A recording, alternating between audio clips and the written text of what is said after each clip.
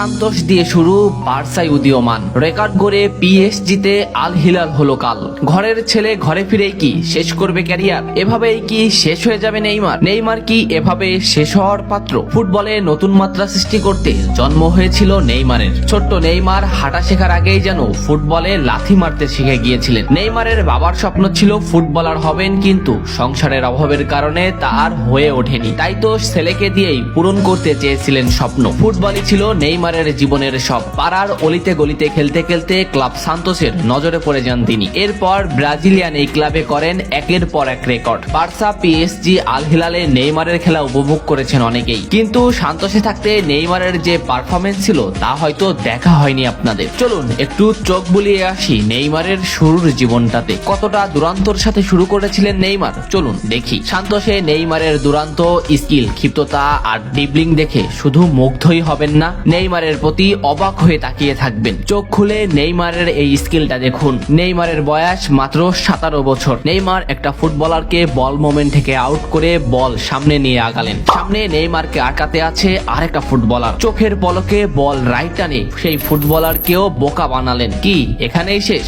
এটা নেইমার, তার শেষ হওয়ার গল্প অনেক দূরের। বল নিয়ে আগালেন নেইমার গোলের দিকে। নেইমারকে আটকিয়েছে বিপক্ষ দলের আরেকটি খেলোয়াড়। নেইমার বল নিয়ে আগালেন। সামনে নেইমারের আরেক সতীর্থ, কিন্তু নেইমার তাকে বল পাস দিলেন না। গোলের সামনে এসে শর্ট মোমেন্ট নিলেন, কিন্তু নেইমার শট করলেন না। এরপর বা পা দিয়ে এক অসাধারণ শট নিলেন। এমন শটে গোলকির অবাক হয়ে তাকিয়ে থাকা ছাড়া আর কিছুই করার ছিল না। বয়স মাত্র 17, নেইমারের স্কিলের পজিশন এমন ছিল। নেইমারের কাছে প্রতিপক্ষের ডিফেন্ডাররা ছিল উড়োতাস, যেন ফু দিয়ে দিয়ে ভাঙন ধরাতেন প্রতিপক্ষের ডিফেন্স লাইন আপে। ফুটবলটাকে এভাবেই শুরু করেছিলেন নেইমার। অনেক ভিডিওতে আমি বলেছি নেইমারের পায়ে জাদু আছে, কিন্তু কখনো প্রমাণ দেইনি। আপনি কি প্রমাণ দেখতে চান? চলুন একটা ছোটখাটো প্রমাণ দেওয়া যাক। মাঠের থার্ড লাইনে নেইমারের পায়ে বল আটকাতে প্রতিপক্ষের একটি খেলোয়াড়। নেইমার বল হিল করে প্রতিপক্ষের দুটি খেলোয়াড়ের মাঝখান দিয়ে বল নিয়ে বেরোলেন। এখনো নেইমারকে ঘিরে আছে প্রতিপক্ষের দুটি খেলোয়াড়। নেইমার রাইট টানে দুটো প্রতিপক্ষের মাঝখান দিয়ে তার এক সতীর্থকে পাস দিলেন। এখানে লক্ষ্য করুন, নেইমার বল পাস করে সে রানিং এ আছে,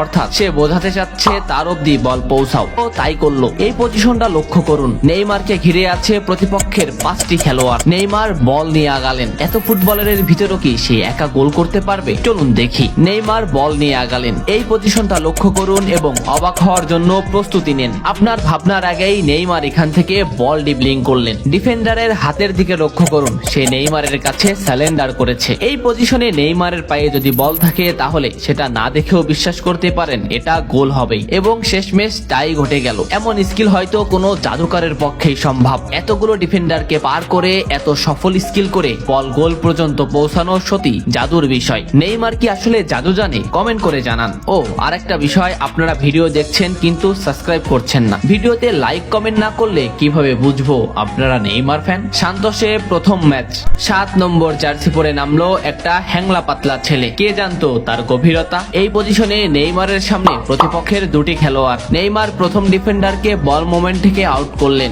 সামনে প্রতিপক্ষের দ্বিতীয় ডিফেন্ডার, কিন্তু দ্বিতীয় ডিফেন্ডার জানতো না এই ছেলেটাই হবেন একদিন বিশ্ব সেরা ফুটবলার। ডিফেন্ডার নেইমারকে ডিফেন্স করতে গিয়ে হতবাক হলেন। নেইমার সেকেন্ডের ভিতর বল মোমেন্ট থেকে তাকে আউট করে দিল। এরপর নেইমারকে গোল মোমেন্ট থেকে আটকাতে আরেকটা ডিফেন্ডার স্লাইড দিল। এমন পজিশনে স্লাইড দিল যে নেইমারের গোলে বল শট নেওয়ার জায়গা নেই, কিন্তু সে তো নেইমার বল হোল্ড করলো এবং 3 জন ফুটবলারের মাঝখান দিয়ে বল গোলে পাঠিয়ে দিল। এভাবেই শুরু করেছিলেন সান্তোসে। নেইমারের এমন পারফরমেন্স নজরে পড়ে যায় বার্সার। 88 মিলিয়নে সান্তোস থেকে বার্সায় যোগ দেন নেইমার। বার্সার পারফরমেন্স সবার জানা। এরপর আসে সেই কালজয়ী ক্ষণ। 222 মিলিয়নের রেকর্ডে পিএসজিতে যোগ দেন নেইমার। সবাই বলাবলি করছিল নেইমারের ক্যারিয়ার এখানেই শেষ, কিন্তু তিনি তো নেইমার। পিএসজি কেও নিয়ে আসেন চ্যাম্পিয়ন্স লিগের ফাইনালে, কিন্তু ভাগ্য খারাপ, জেতা হয়নি ট্রফি। এরপর 90 মিলিয়নে 2 বছরের জন্য যুক্ত হন আল হিলালে। ইনজুরির কারণে মাঠে নামা হয়নি বেশি। আল হিলাল থেকে গুঞ্জন উঠেছিল নেইমার যাবে সান্তোসে। শেষ পর্যন্ত হলো তাই। ঘরের ছেলে ফিরলো ঘরে। তবে প্রশ্ন উঠতে পারে, নেইমারের ক্যারিয়ার কি এখানেই শেষ? কথা হচ্ছে যেখানে নেইমারকে নিয়ে তখন বিষয়টা অন্যরকম। নেইমার সবসময় শেষ থেকেই শুরু করে, অন্ধকার থেকেই আলোয় আসে, বারবার চলে গিয়েও ফিরে আসে। নেইমার এমনই। নেইমার শেষ হওয়ার না। 26 বিশ্বকাপে নেইমারকে দেখা যাবে এটা এখনো নিশ্চিত। তবে প্রশ্ন উঠতে পারে, এত স্কিল এত পারফরমেন্স নিয়ে নেইমার কেন মুকুটহীন? তার উত্তর আপনিও জানেন, আমিও জানি, কারণটা ইনজুরি। এত ফুটবলার থাকতে নেইমারই কেন বারবার ইনজুরিতে পড়ে? কেন নেইমার ইনজুরি থেকে রেহাই পায় না? আপনি কি জানতে চান? নেক্সট ভিডিওতে আমরা দেখব কেন নেইমার এত ইনজুরি হয়, কেন নেইমারকেই বারবার ইনজুরির স্বাদ পেতে হয়। কে কে এই ভিডিওটা দেখতে চান কমেন্ট করে জানান। এত সময় সাথে থাকার জন্য ধন্যবাদ। নেক্সট ভিডিও আসছে খুব তাড়াতাড়ি।